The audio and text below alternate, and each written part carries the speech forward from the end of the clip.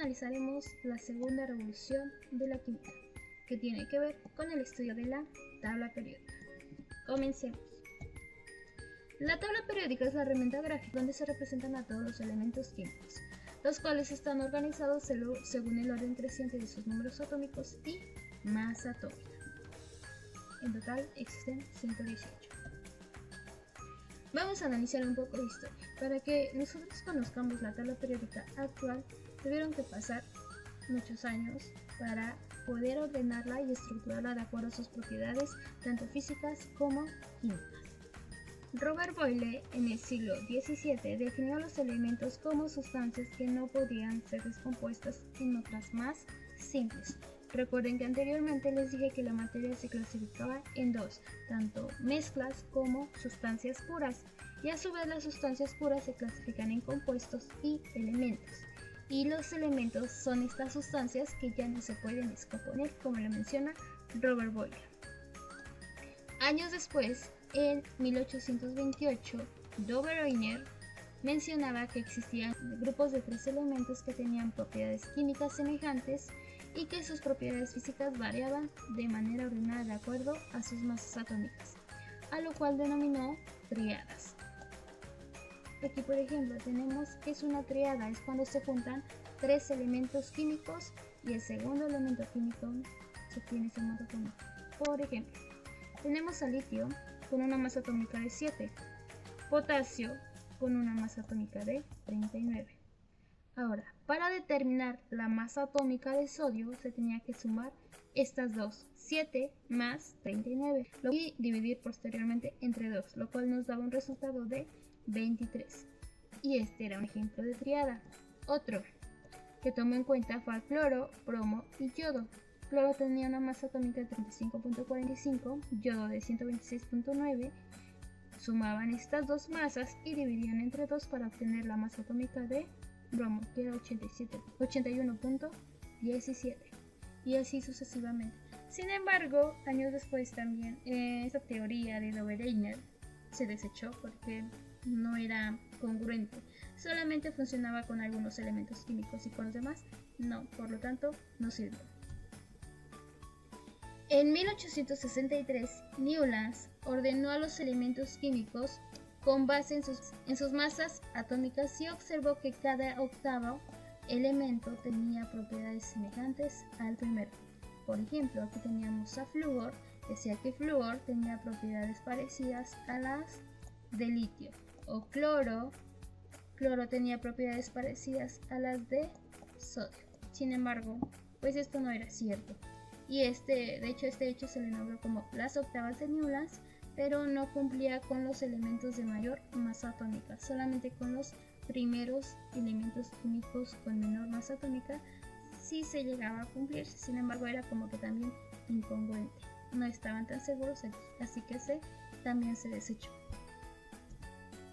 En el año de 1869, Dmitri Ivanovich Mendeleev propuso clasificar los elementos de acuerdo con la repetición regular y periódica de sus propiedades, tanto físicas como químicas.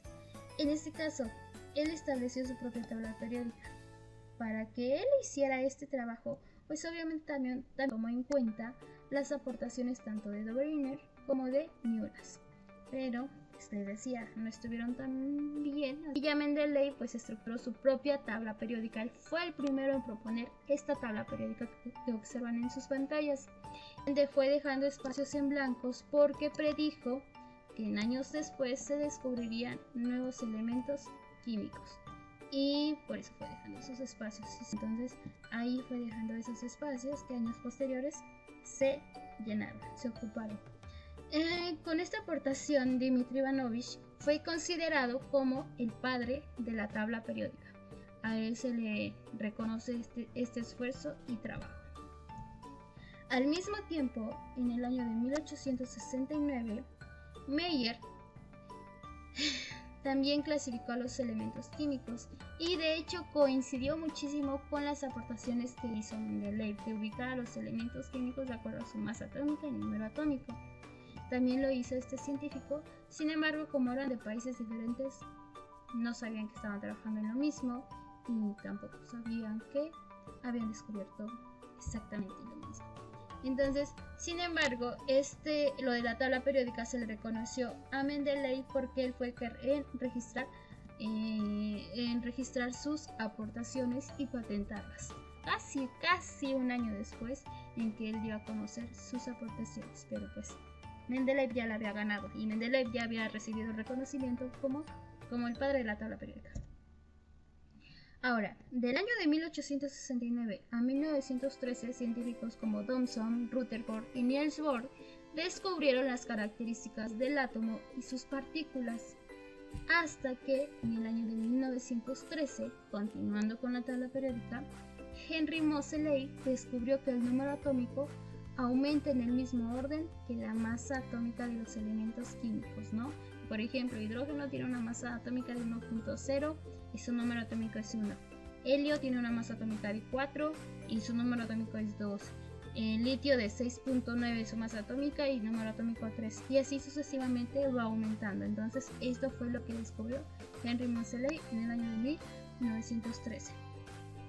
Ahora, en el año de 1944, ya terminando un poco de analizar un poco de la historia, Seybold descubrió y aisló 10 elementos químicos transuránicos, elementos con número atómico superior a 92, y además fue el primero en proponer la serie actinida, que contribuyó a la clasificación actual de la tabla periódica. Si se dan cuenta, o sea, esto viene desde años que se empezó a estudiar esto a estructurar la tabla periódica.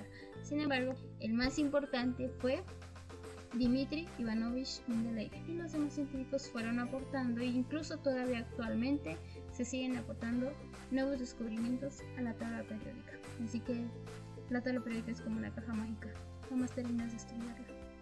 Se los digo por experiencia. Bueno, eso sería todo. Gracias. Posdata, ya casi son vacaciones. Hasta pronto.